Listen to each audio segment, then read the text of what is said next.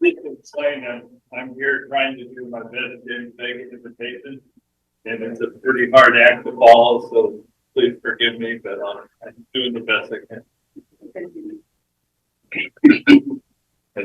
Yes. You probably don't know, the reason we're starting like this is because technically this is the notice public meeting. And so we have to go through the rigmarole of starting a public meeting.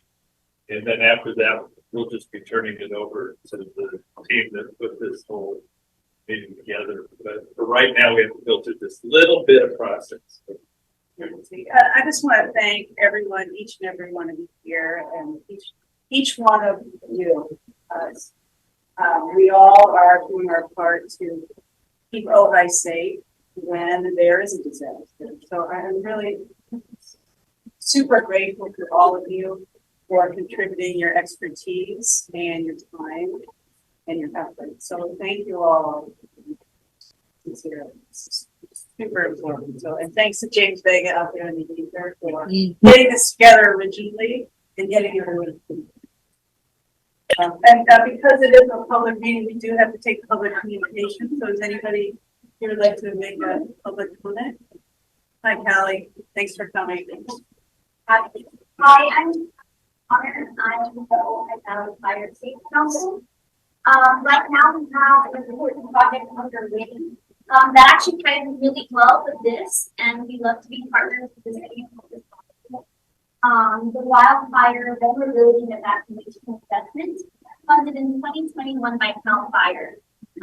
We are looking at everyone who lives in the Ojai Valley and around the Ventura watershed to take a survey about our transit or evacuation concerns, and that will go for mitigations and recommendations report that that is a deliverable of the project. So if you could pass it along, take it about 15 minutes long, and urge your friends and neighbors to take it. The more responses we get, the more statistically significant those results will be. So I'll put at every table for pictures. There's a QR code to the survey and also a link to our website where you can just take it online. Thank you. Thanks, Callie. No survey. Thank you for doing that. Anyone else? Can I make just a comment? I just wanted to let everybody know. Yeah, my name is Robert Ricardo. I'm with the city of Moore Park. Dollar invited me. I just wanted to let everybody know that the city of Moore Park is going up with the city of Thousand of the City Valley to develop a regional evacuation plan. So I know some of the fire guys are here, so I just wanted to bring that to your attention.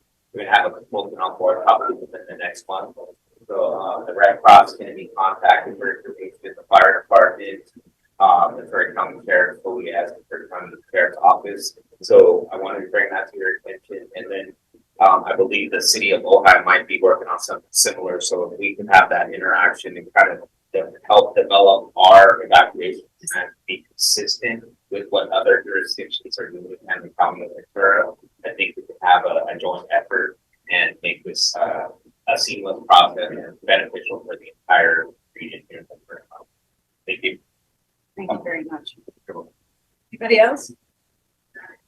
One online, I guess.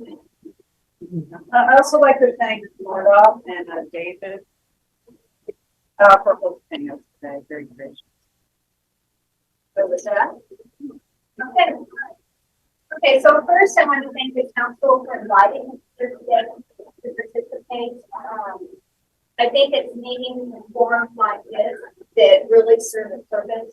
It not only gives us a chance to explain to you that may not be familiar what our roles and what we can accomplish to help the valley during some type of disaster. But it also gives us the opportunity to learn from the local community here in terms of what your concerns are, maybe what your needs are. Every community is slightly different. And so we really enjoyed having this interaction with you. Plus, it's just nice to put faces with names. Because I know that we email and we talk on the phone a lot, but actually having this face-to-face interaction. So thank you for so my name is Nancy Jenkins. I'm a volunteer with the Red Cross. I've been a volunteer for 20 plus years. As I look around, I'm very pleased to say that we have a number of Red Cross house volunteers here. I asked some of us to and others came just because, again, they want to learn about Ojai and what their issues and concerns are. So I appreciate everyone coming, and it's important that we forge these relationships with other organizations, agencies, local government, so that when something comes up, when an event comes up, we have that personal relationship. One of our partner groups that we have always had a great working relationship with, but over the past couple of years, it's on increase, is the county of insurance. I think many of you are not aware of how strongly the county has been very resourceful for disaster response over the past few years. So I've asked everyone to participate. We'll be speaking to a little bit, but I want to give you an idea of what I'm going to be talking about. So I've broken it down based on 4 different areas. We want to discuss how the initial emergency response is handled, what actions occur, and what options are maybe available for us during that. So that's going to be what topic is. The second is I want to talk to you at a high level in terms of what Red Cross does during that in terms of sheltering. Because it is the idea that we want to talk to you about what we would be doing during the shelter, what we would be expecting. And so I'm going to talk just generally, I also want to, but then I also want to talk to you specifically about what kind of challenges both companies and just to get that back and forth in terms of is there anything that we're doing, because it is our objective that we want to help you to next. And then finally, we're going to close it out. As you came in, you saw our trailers out there. We want to be able to show you what kind of supplies and equipment we have in the trailers.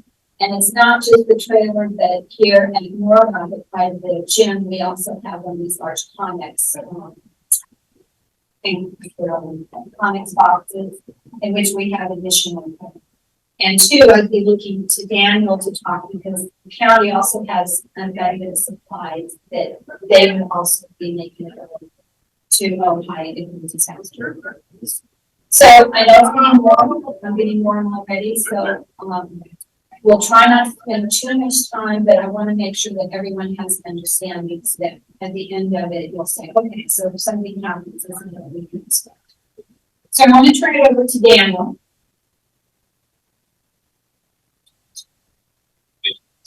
My name is Daniel McGuire, the Disaster Response Recovery Officer for the County of Ventura.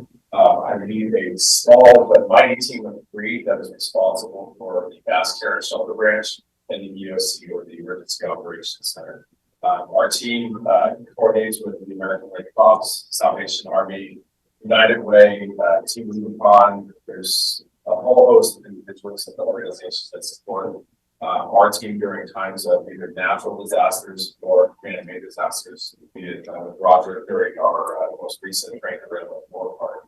So I was asked by Nancy to kind of come in and just kind of give a brief overview of how our team gets activated during a disaster and kind of how best to support our team and just answer any potential questions that pertain to the city of Ojai. So we utilized the Villanova fire as an incident recently. For an incident such as that, our team is kind of leaning forward and are aware of these evacuations that are potentially going to be happening. Once that happens, we were actually activated by Office of Emergency Services formally. They activated the Mass Care and Shelter Branch. Once the Mass Care and Shelter Branch has been activated, and we've been notified of potential evacuations that are being requested either by the fire department or the sheriff's department, we kind of school into action and get a coordination, which usually has all of the different agency players or community partners that are going to be involved in essentially opening up a TEP, which I'll discuss in a little bit, or a conversation. We get on this call and we go through roll call, and then we start looking through Office of Emergency Services, the incident gathering, situational awareness of what's happening and what the needs are for the community.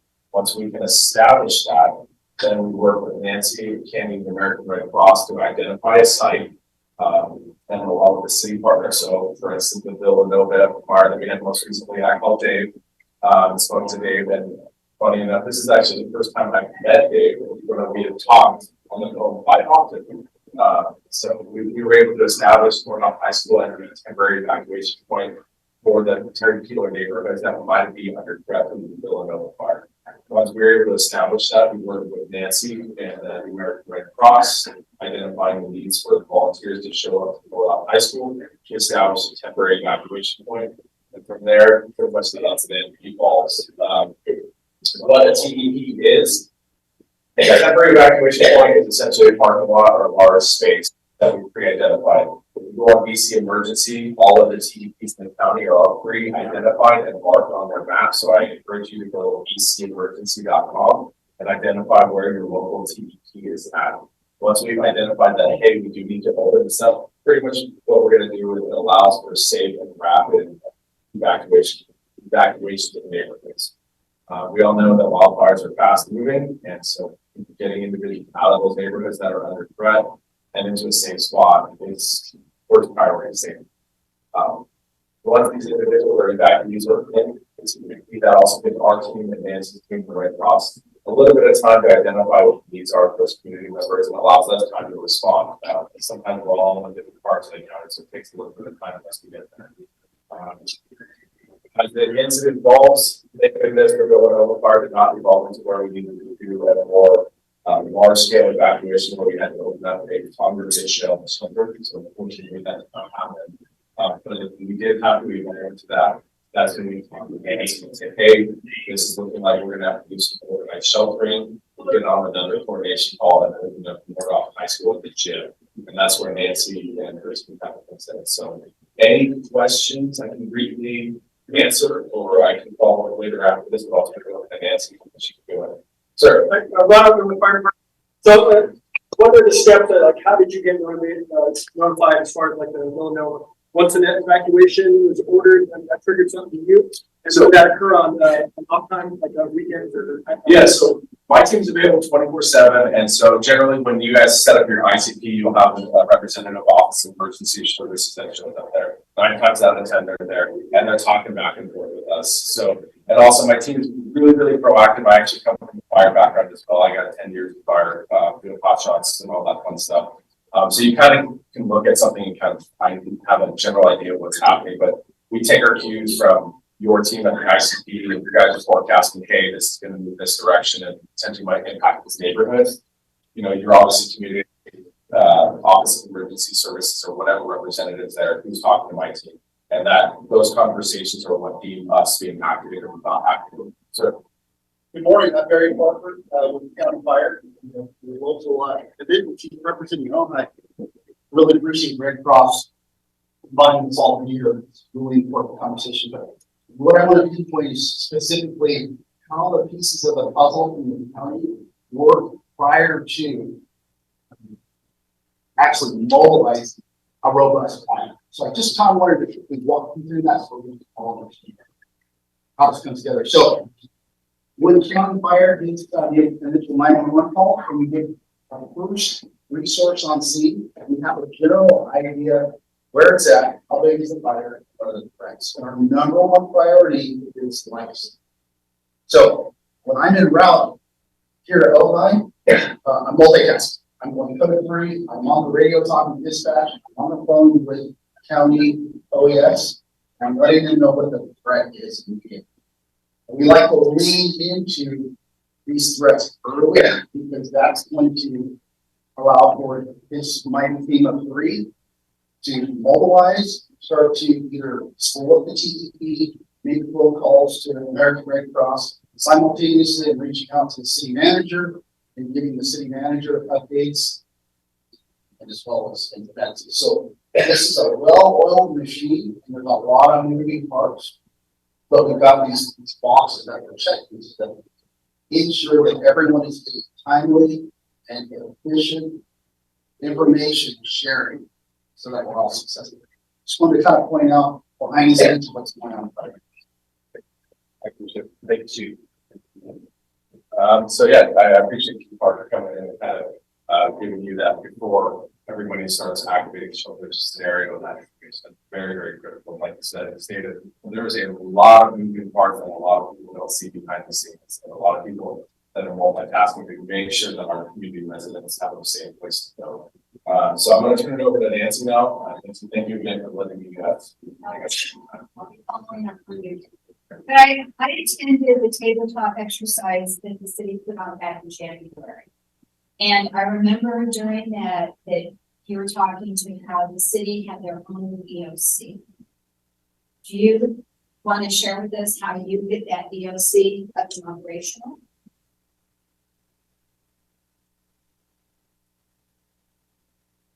Good morning, John McNeil, and I am a disaster council representative. I'm also a resident of Ojai, and I retired from Ventura County just a couple of years ago.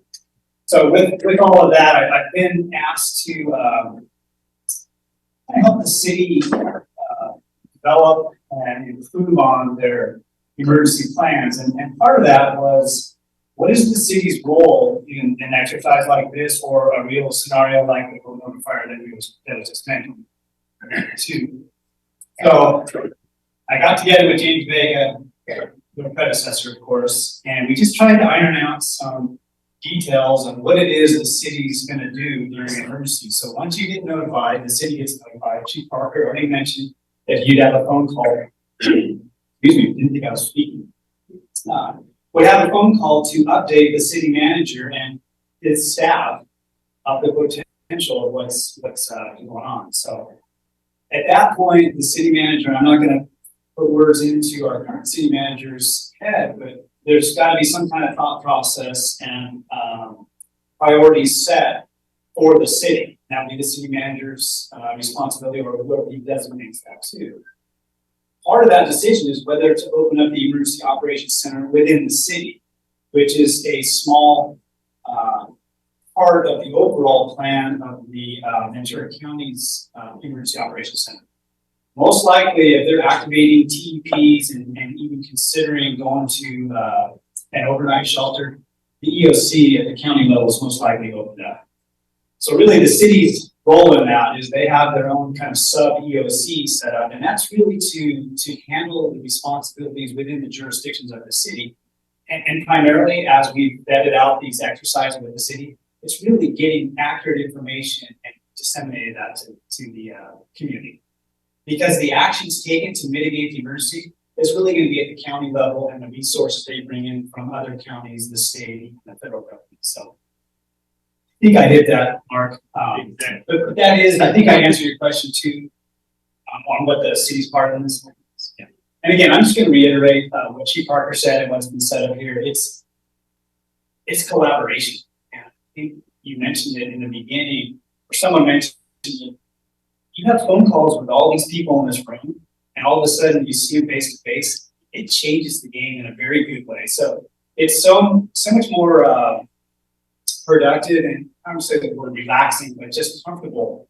When you can go to Dave and say, hey, we need your facilities. What can you do to help us in this piece? And you already have the conversation. It's not necessarily a phone call, but you're actually face to face when the smoke's blowing over or whatever the emergency is, right?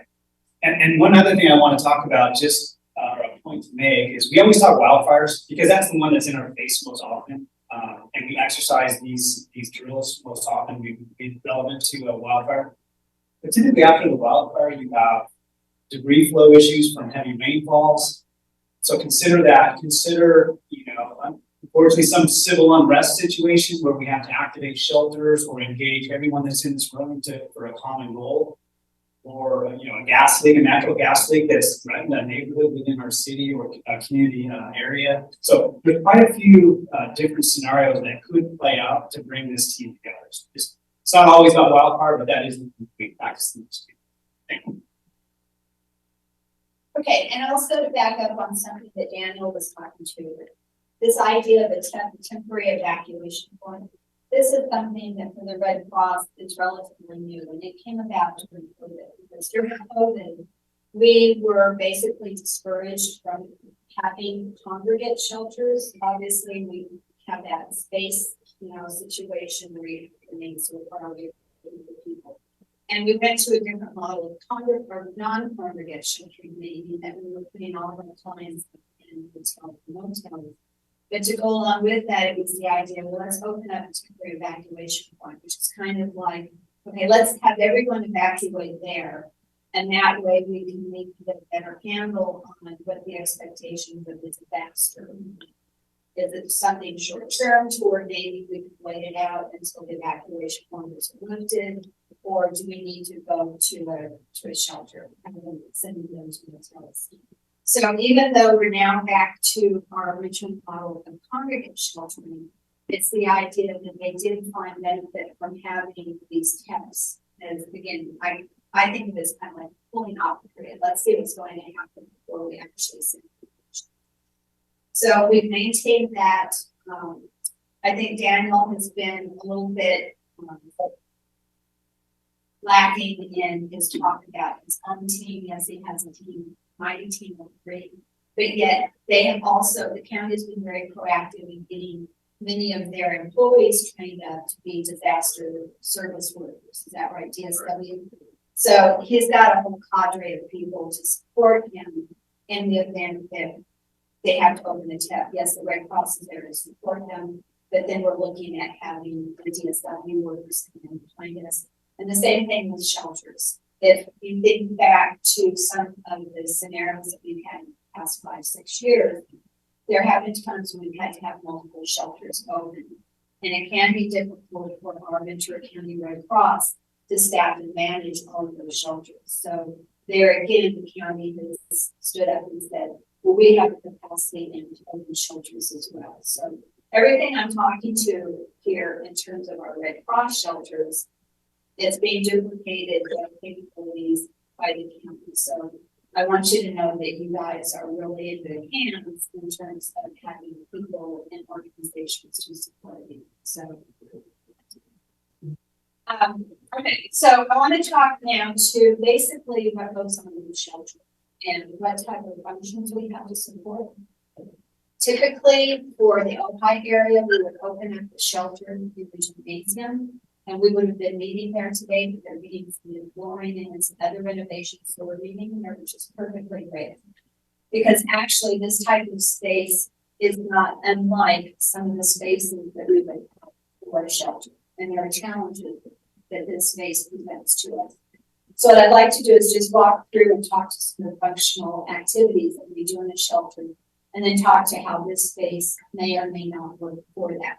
But whatever space we're given, we have to make sure that it works. It may not be ideal, but we make it work. So the first thing that happens in a shelter is we have people coming in, and so we have a reception area that people can come into, and then we have a registration. We don't typically allow people to come into the proper shelter until they've been registered. And so we have processes, we have paperwork, we have forms that we have to go through. You know, we're with any organization we have to go through. So typically, so if you look at this space, there really is no space where you could have that reception area where people could be seated at chairs and waiting for their to be registered. At the gym, you have that foyer area, which is perfect for people to come in. We can set chairs up, we can set tables up, we can be doing the registrations people coming through. Then as we register them, either as individuals or as a family, then they can go back into the dormitory area. They're assigned a cot. They can begin to relax and think that everything has been going on, and just hope for the next one. Okay, so reception area, registration, the dormitory. So when we lay out the dormitory, we consider this space that would be our dormitory.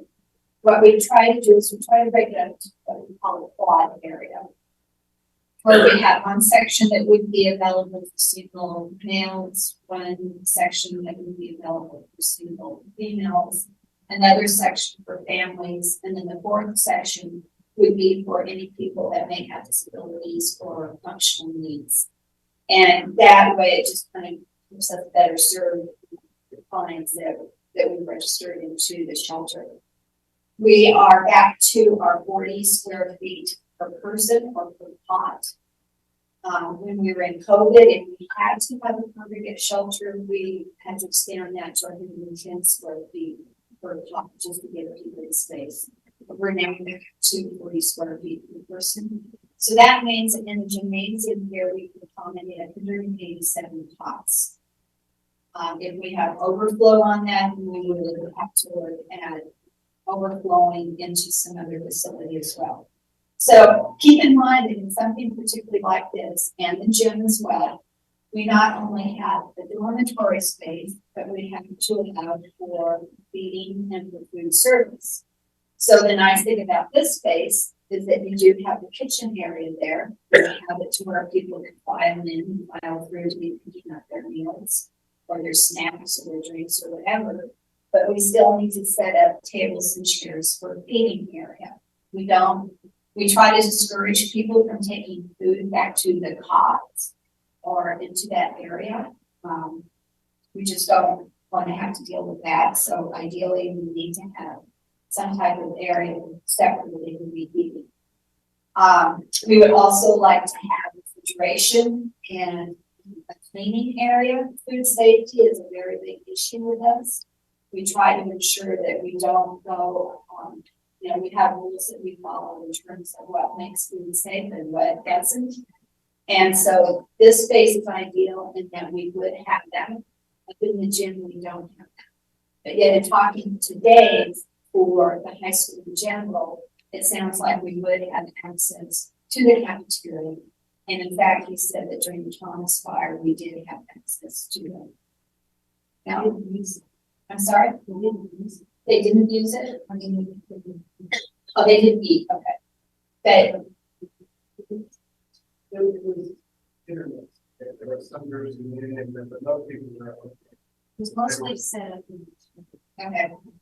But we had that situation where the whole gym area was used for sleeping and food service. And that creates more of an impact in terms of what we can and can't do. Okay, so food service is an issue, dining, and so I talk about dining and food service, but then we also do canteen, meaning that we try to have out and available 24/7 water, coffee, snacks, things that people can just go to in between meals. And that's also one of the things that we try to ensure that we have as soon as the shelter opens, meaning that we try to have water available to the clients that are coming through as well as snacks, because we want to try to make it as welcoming as we can as soon as possible, which is not always easy. Okay, so dormitory registration, feeding. Some of the other individual type services that we provide are health services. So we have nurses that are available, the county has nurses that are available. And so we try to have 24 hours a day, some type of nursing staff who's like at the shelter. That may not always be possible, say from 10 p.m. to 5 a.m., but at least we have someone that's on call that we can call in case we have an issue. Here we're right across the street from the hospital, which is great. But within the shelter, in my mind, there are three different services. One of them is the initial consultation. So as clients come through, if they, people leave in such a hurry, their homes, if they're being evacuated, that they're not always thinking of what they need to bring with them, especially if they don't have a kid. So oftentimes people leave their homes without having brought their medications. Maybe they show up at the shelter and say, oh my gosh, I forgot my medication, I forgot my insulin, whatever it may be. Well, we have a nurse here that can work with them and to help get them whatever prescriptions they need. Or if someone just has a headache, have an upset stomach, then that our health services can help those people while they're in the client with whatever they need. Obviously up to a point, but so we try to have individual. So that type of area we try to have private. Making sure that we maintain privacy for our clients is very important. And so anything going on with health services, we want to make sure that they can do that in private. We want to be able to respect them. So we have petitions. It's not like we would necessarily have a separate room because we do want the nurse in the same vicinity as all clients in case there's an emergency.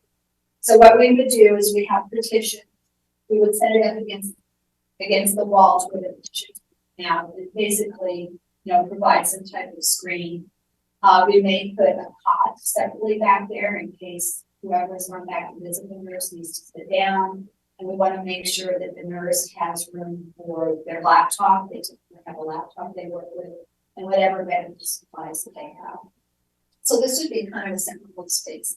Oftentimes in some of our facilities, there may be just a room off of the main floor of the dormitory, and we could set the nurse up in there, which is an ideal situation. So that's the individual service, but there's also the situation in which perhaps someone comes down with a temperature or high fever, or they're exhibiting symptoms that there may be initial concern that they could be contagious with something. Well, then we do want a separate area, having a separate room or something to where we can place that person and have them isolated from the rest of the dormitory. Because the last thing we want is something going through the shelter and creating some havoc with the. And then the last area for health services would be, and again, these are all ideal situations. Rare that we get any shelter facility that means all of our friends are there.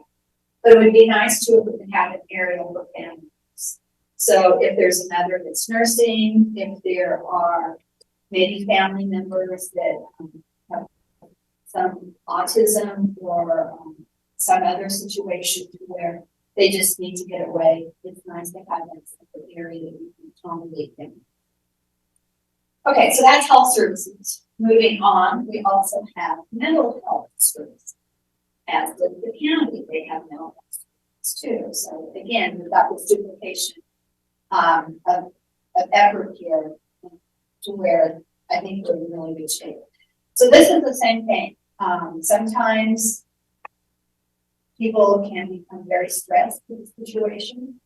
You don't know what's going to be happening. You're evacuated, you're not in your home, you may be worried about other family members, and it's a very stressful situation. So having our mental health people there, they are professionals, mental health professionals that we have that they can consult with each other and try to do whatever they determine to be best for the client to help them get through that. So again, privacy for the client, we want to make sure that there is some type of adequate space where they can have this one-on-one between the clients in our mental health professionals. Okay, another area that we provide is spiritual care. And it's the same thing as mental health. It would just be nice if we had some area that could provide privacy for them. So it's something that we look for. If we don't have it, then we just try to do the best we can and make it convenient. Something new that has come up within the Red Cross in the past couple of years is what we call sheltered resident transition.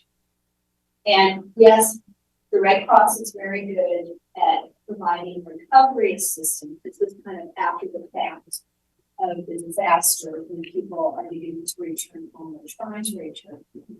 We find too that sometimes there are situations in which someone just needs immediate help and they can leave the shelter. So for example, if someone was in town visiting a family member, they don't live there, but they were visiting a family member, and this evacuation order came through. Well, it's kind of like, gosh, if I can just get home, then I don't need to be in the shelter. I just want to get home. And maybe they need the money for a tank of gas, maybe they need a bus ticket, maybe they need something to help expedite them so that they can make that exit. Well, that's what our shelter resident transition team does. They have the authorization to help financially these people that are looking for just a quick, short-term or long-term solution so that they can exit the shelter and get back either to their home or to a safe place where they then don't have to stay in the shelter. So we have teams now that will be deployed to the shelters to go through and talk to all the clients to see if they fall in this criteria to help them. Well, anytime we talk to a client in terms of personal needs, again, we like to have that privacy. But that is a function that's going on in the shelter and just trying to deal with.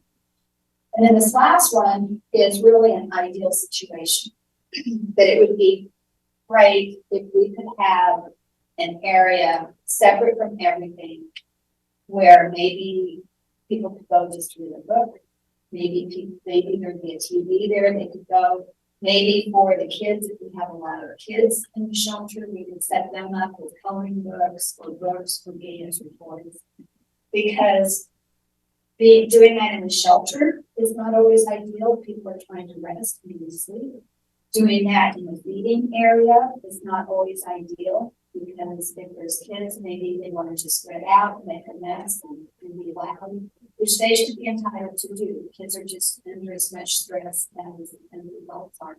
Maybe more so because they just don't understand the situation. So again, this is an ideal situation. We have some spaces for that. It doesn't happen often, but I'm just throwing that out there. And the last function, and I know I've been talking to this in terms of space, but the last function we like to have is security. And this is one area where the Red Cross does not have that capability. So even if it's the idea that working with the city, if they could have someone from their police force stop by the shelter maybe once, maybe twice a day, just for appearances to, to have FaceTime, to find out if we're having any issues. That's always nice. And that's on the Red Cross to call and make that connection. But I know that sometimes we have agreements with some facilities in which they will provide their own security personnel. So earlier this year, there were the shelters that are in the County and the fairgrounds. The fairgrounds brought in their own security, and that was great. They were there 24 hours a day at all the entrances to the shelter. It's very good.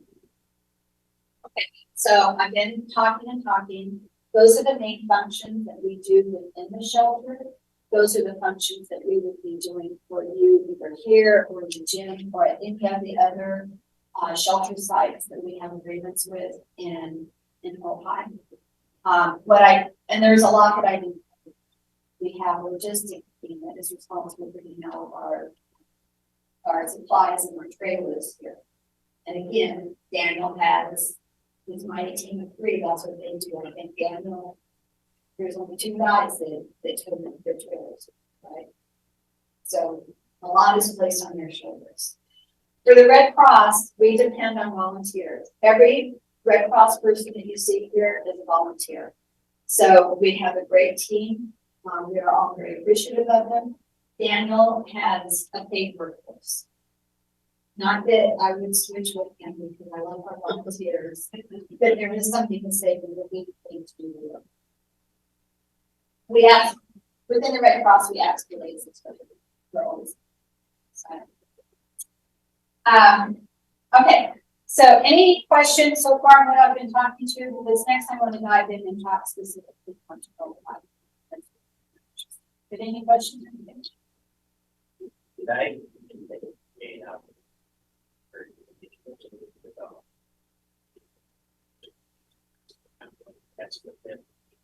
Okay, good question. So he's asking about people with functional needs and needs.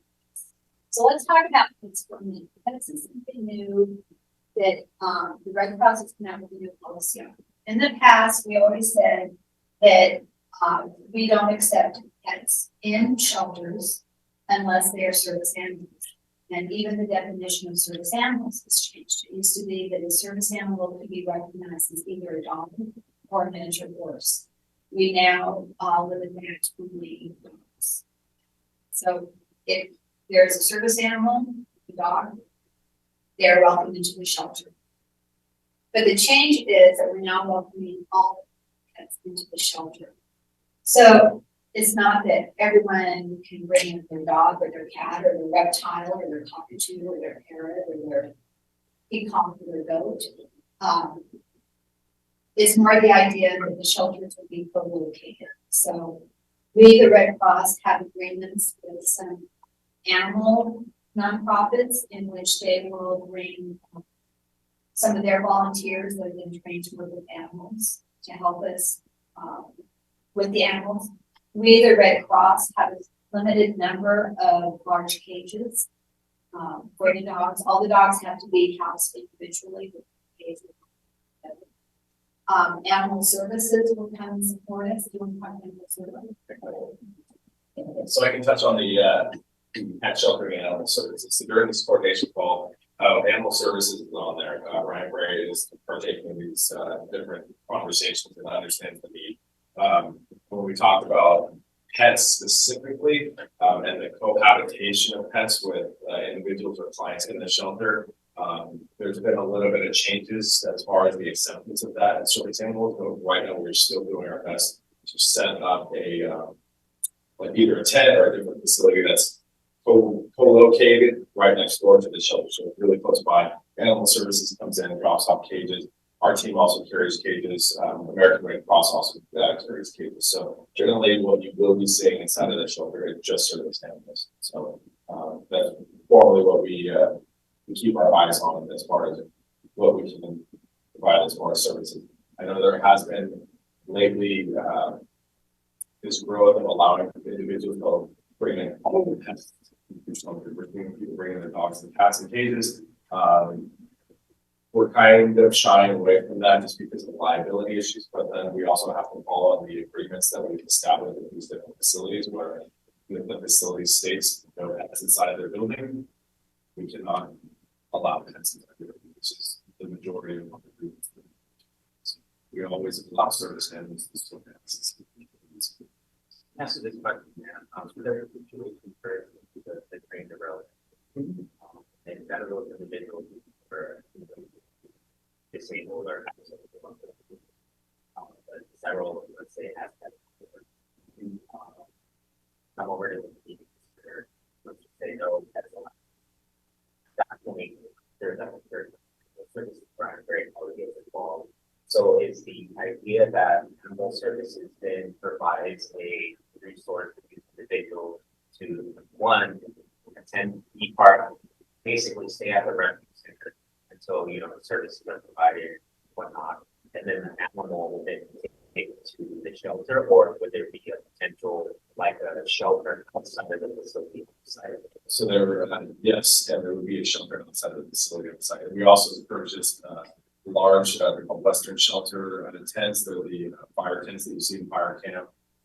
It's a 19 feet by 35 feet. You can set one of those out and set up cages in there, and Animal Services can actually set up their site and how they manage that. During the winter warming shelter that we established at the fairgrounds, we noticed that the pet shelter area, which is directly across the road, was a little bit cold for those animals, and so we worked with Animal Services, and they took those animals to their facility on Camarillo to provide them a better environment. And then what we did was we provided bracelets and tracking information. Animal Services provided bracelets and tracking information, so the owners of those pets knew where they went and how to get them. So they're all very good. So we have a lot of good coordination with Animal Services and for individuals on the teams meeting. If you do with 1,000 notes, we do those that we contract with the county Animal Services. They're contracted out through the Charter County Animal Services, so we also coordinate with the company. They provide the same service. Any questions? Okay, but it also asks just also about people with additional needs. And so, as I mentioned before, we have our services that if someone comes in, they need a wheelchair, they need crutches, whatever, we are able to get that for them. But again, too, we also have the county to allow them with some of the equipment that they have. Does that answer your question? Okay, so let's move on to Ojai and some of the challenges that we have. Everyone immediately thinks, well, Ojai's going to get cut off. And I know that during Tom's fire, it was cut off for a while. So we had people up here that were able to open the shelter. And I understand that for like food, because there's a lot of catering of food. Within the Red Cross, they do provide some capability for us to do. There are a lot of standards to that, and so we in Ventura are not set up to be cooking you guys meals. So we typically rely on restaurants or caterers or others that are qualified to do it. We cannot take personal donations of food. We have to know that the food is prepared in an actual kitchen. I don't know what the terminology is. I don't use there, but commercial kitchen. Salvation Army does a great job. Southern Baptist does a great job. There's some organizations that have these kitchen trailers that they can travel. But for Ojai, if you are to get cut off, I think one of the initial concerns would be the food situation. In talking to Dave at the tabletop back in January, he had offered up full kitchen service with food and cooks and everybody. But obviously that's going to not always be available. But the school district has really come forward and stood out and said that they will support us as much as they can with the feeding services. And it's also the idea of who else is open within Ojai. The restaurant's still open in Ojai, that we can be tapping into them. The grocery store is still open. So there are resources that we can look to. That obviously if Ojai was to be isolated, that would be awesome. I'm also happy to say that we have a couple of people that are being very proactive. Before COVID hit, we had a small team, a mighty team, small and mighty, of some of our Ojai members that were meeting separately and trying to keep up with everything that's going on. And so, Michelle, okay, looking at y'all. So do you want to talk to that goal quickly in terms of, were you guys the first on the same? I'm going to go back to Thomas because Thomas is the last time we had to have a shelter in it. And that was 6 years ago. We did not have it. But, so like I said, we had a few residents of Ojai that were members of the Red Cross. We want to talk to how Ojai evolved during the months fire. Yeah, we had gotten a message from the main office that shelter was needed to be open. We did get to use the gym at that time. So many of us were activated. There was 4 or 5 of us. We had people here in the valley to put the trailer. We had the Connex box. We had ham radio, which is our local radio. People set up, and it became quite big and massive. So our call out right now, because we are so small, is hopefully more people will want to volunteer with the Red Cross and go through the sheltering program and whatnot. And we come back to it that way. Thank you. All right. Thank you. So it is a concern, and not just for Ojai, but we have some other outlying areas of the county. High roof development that's going to follow. That those towns can also get involved. So it's the idea of what type of team or staffing do we have in those areas that would be able to respond. So I see that as one of our challenges.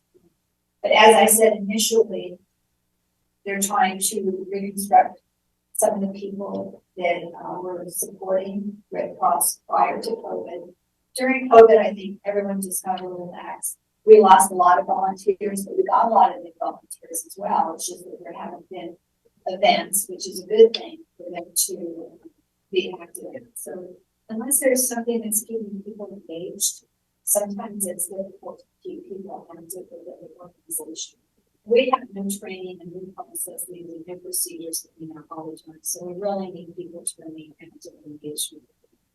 So we're talking about here, we're talking about more. Let's talk about other places. There's not a list. Honestly, I was surprised. I was very pleased. But we've got more about this one of our go-to. We've got the Tillamook as one of our go-to. Now, I know that mental health is changing. They do have any idea that change is being maybe open and Send us a couple people, there are no plans, but the general idea that we're right now is, you know, so long as it is. And become support for projects, and as well as taking them to what we do. So I don't think anything will change. While we will go on. all right, so we've got small health, we've got chaperone at school. I think and then a number of the elementary schools all throughout. The disadvantage to elementary school is that it's not, if this is going to be a long-term shelter, it's nice to be able to have those shelters. Obviously, elementary schools, you typically don't have locker room type facilities or lockers. But we've also got St. Andrew's Church, the Montessori School of Ojai, which is out on 50. As I said, the elementary school. We've also got, looking outside of the city a little bit, the Oakview Community Center. That's on our list of shelters to go to. And then the Cedar Springs Community Center, which is really considerably smaller. But all of those places we have agreements with in terms of needing to set up shelters. So some of the things that to consider with those is the access of them, the capacity of them, how many cops, how many clients we have each one. Are they ADA compliant? Are they acceptable? That's something that we need to be concerned about for all of our clients and our staff as well, so our volunteers, because we need to make sure that any of the functions that we provide, any of the restrooms are also accessible for anyone with functional needs. We were talking about so that many schools do not necessarily want to have that on their premises, which I understand. So we're really able to look into that. One of the things in this type of situation is that we do want to make sure that the privacy and the security are maintained. So typically in a shelter, we like to have one entrance, multiple exits, but only one entrance. That way we can control who's coming into the shelter. We do not want visitors coming into a shelter who have not been registered. We do not want the events coming into the shelter and they have signed in and we acknowledge that they're there. Because maintaining the privacy of our clients is one of the critical things that we have to be very aware of and maintain. I know that in this scenario, that in order to get to the restrooms are out over here, so you have to exit, go outside and get to the restrooms. And that's fine. If I'm fine and I'm in a potty and I just have to go to the bathroom, I can go out there. But then if we have one thing, I'll go way back. And yes, that's doable if it's raining or if the air is filled with smoke, that's not the best thing to do. So there are challenges like that. Now over at the gym, we don't have that because within the gym, you have immediate access to the locker rooms, the restrooms, and the showers. So we would not have that situation.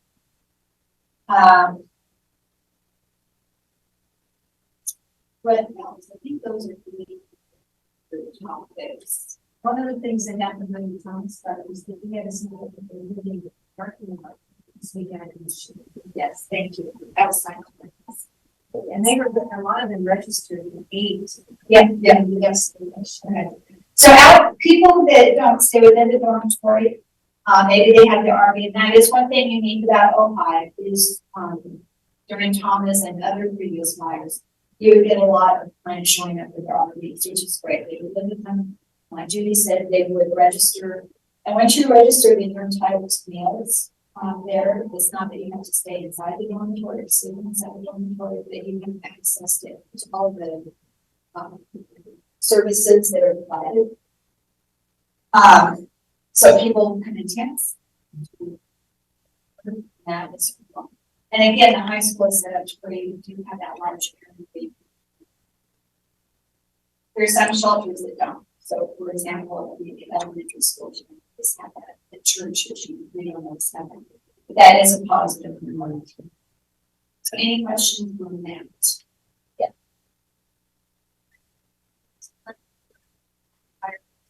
How do you feel about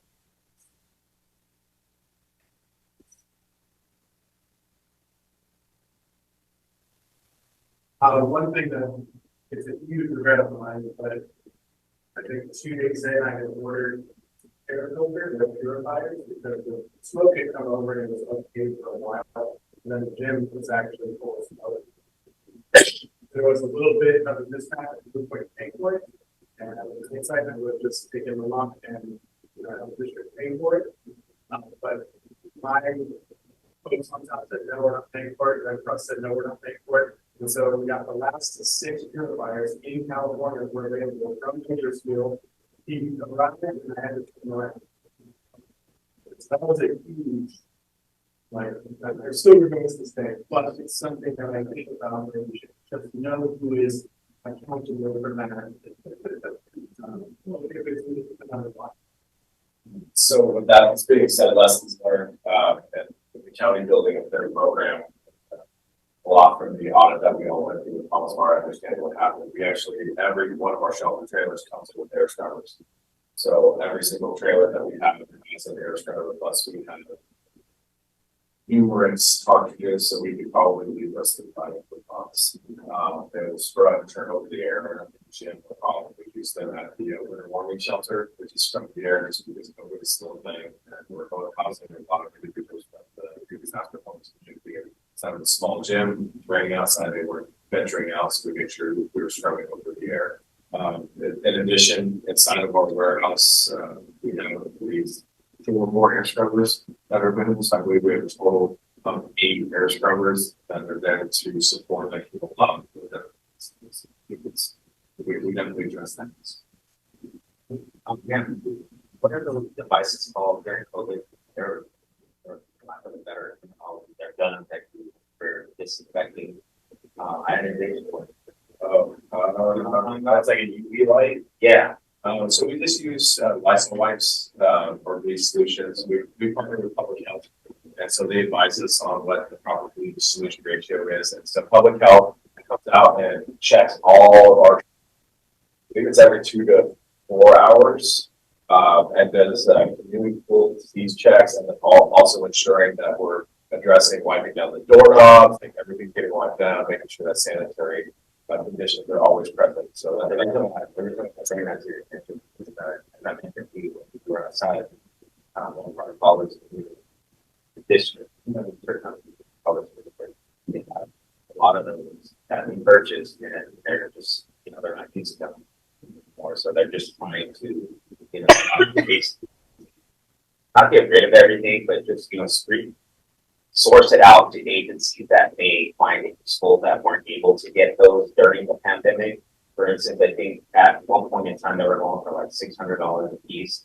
They're like $40. So they're, after speaking with them, they said, we have a bunch of these if you guys want or need them, may not use them, but if it ever comes a time, you will have them. So maybe, just bring in that spirit. yeah, definitely. I was unaware of that. We definitely talk offline on that, and they reach out to one college and see what they have, if it's something that we can utilize for our operations. Sure. Yeah, to Daniel, it's just a question on that same scenario came up where the shelter set up and you have multiple entities kind of managing this. And I know the EOC, when they set up, one of the functions is finance, right? And that's to figure out how to purchase things during a disaster, and then almost as important, if not more, is how to get reimbursed, right? So if Dave's faced with that same situation, who do you go to even ask the question, hey, how do I purchase these? Can I purchase them? And that's assuming you don't have the stock to deliver them. So And reimbursement. So with that situation now, we built quite a robust system and partnership. So when it comes to, we're talking specific mass care and sheltering, that request wouldn't really be coming from Dave. It would be coming from the shelter manager. So if there's a need that's been established and for some reason I'm there or Nancy's there and they establish, hey, we do not have these things, that request would be placed up through logistics. We use the ICS term SEMS, up to logs, up to the mass care and shelter grant. That request will be pushed over to logistics and managed there. As far as who manages the finance side of that, If the EOC is fully operational, they should have their finance section open and operational, and all of that should be managed at that level. So normally Dave would not be requesting that. That would be coming from a shelter manager working its way up through the system at the EOC. Yes, ma'am. So it really is dependent on who, it's incident dependent and who has the availability to go out and support our staff. If we are not busy, what we'd like to see is that it's going to be a mutual management. So it'll be Red Cross and county managing it. So if we kind of get spread thin, it could just be Red Cross managing it, but ultimately the Red Cross individual will be reporting up to the Mass Parent Shelter branch, whoever is leading the branch, which would either be myself or a county entity.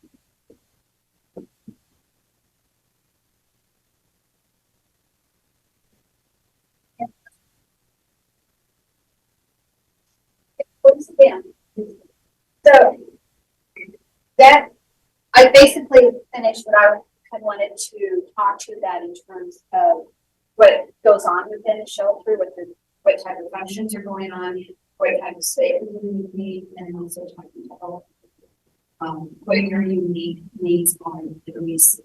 So what we wanted to do next was to go outside. As you likely saw coming in, we have one of our trailers out there.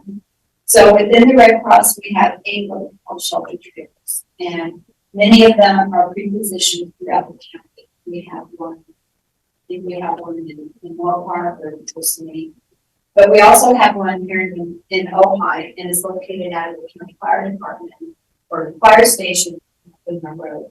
So if something happened, one of our logistics people would tow the trailer from that location over to here, or the shelters would be set up. In addition, we have one of our Connex boxes, and it's out by the gym. So we wanted to show you what kind of supplies we keep in the trailer. And anything that you see within the trailer, we've got the same thing within the Connex, only in larger quantities. But yet, there are things that we don't keep in the trailer that we are dependent on arriving shortly after we open. So again, if something happens where access to the valley is cut off, then some of those items might not be there. So those items include water. We don't want to keep water inside the trailer, sitting up here in 100-degree temperature in this area. We don't want to keep snacks in them. So water, snacks, there are a couple of medical duffel bags that are brought up separately, again, just because of the contents, we don't want to leave those sitting in the trailer. Some signage and some other things. So we also will be showing you that so that you have an idea of what is not readily available, but as long as there's access to all of it. But again, talking today, he's kind of thinking proactively and saying, well, maybe the school district provides, particularly we talked about the water. He's mentioned something about the medical bag. So those are conversations that we need to explore a little bit more to see if in fact we can. So that's the Red Cross. And then we also have our warehouse in Camarillo that has a lot of inventory that we can use supplying. But the county, as I mentioned, they have a warehouse and they have built up tremendous stock. They have shelter trailers that can be towed in place. In fact, I think, Daniel, you're trying to get one pre-positioned up here in Oakland. Okay. So there could be a Red Cross trailer up here. There could be a county trailer up here already pre-positioned. So the county is very generous, and they're saying that we need to use the supplies we can and back at them. You know, we're not doing the same thing. But the county has not just got the shelter trailers full of supplies. They've got a shower trailer. They've got a portable restroom trailer. They have generators. They have light stands. So a lot of this stuff was done through Sharon Office of Emergency Services and partnership we have with them. But we do have 4 shelter response trailers that were near kind of off the Red Cross trailers, which we had the partner working for the Red Cross for 3 years. So I'm very knowledgeable about what's inside of their equipment.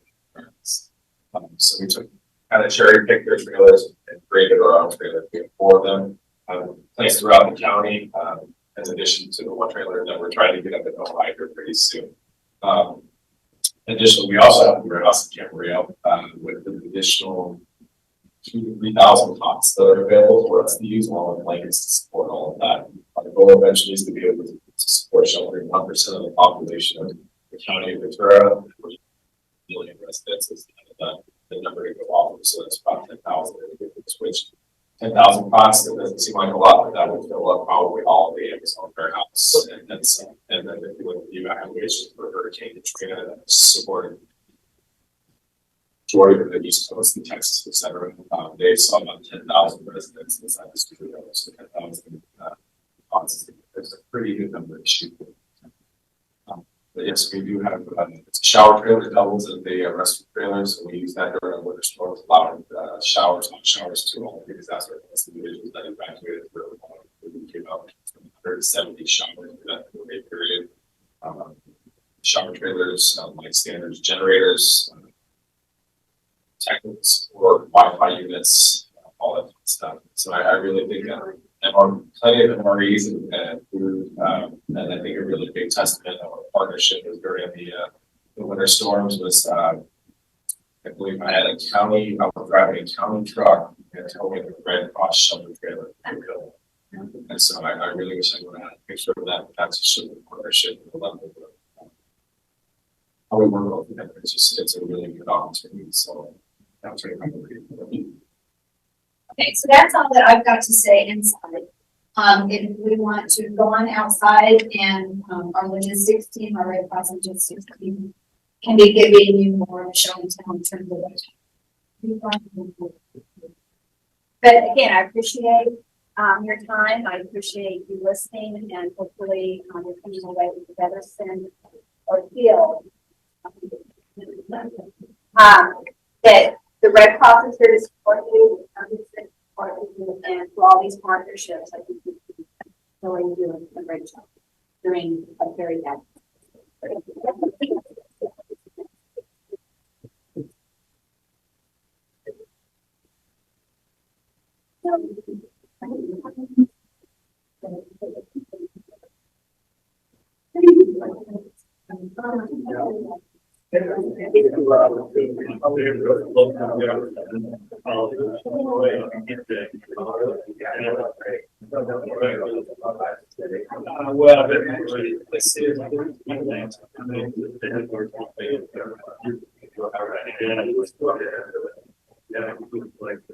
Looking to